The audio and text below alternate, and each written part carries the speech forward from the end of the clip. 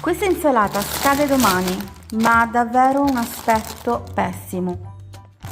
E anche questa. Se vi state chiedendo come poter riciclare la vostra insalata, bene, faremo una bella zuppa. Aggiungiamo patate, cipolla, sedano, pomodorini e carote.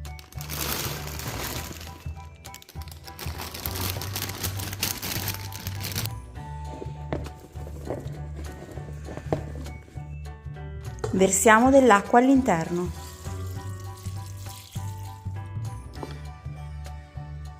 Un po' di sale e lasciamo cuocere per circa 40 minuti. La zuppa è pronta, ha un profumino e un sapore eccezionale. Spero che questo video vi sia piaciuto, se è così iscrivetevi e lasciate un like. Ciao!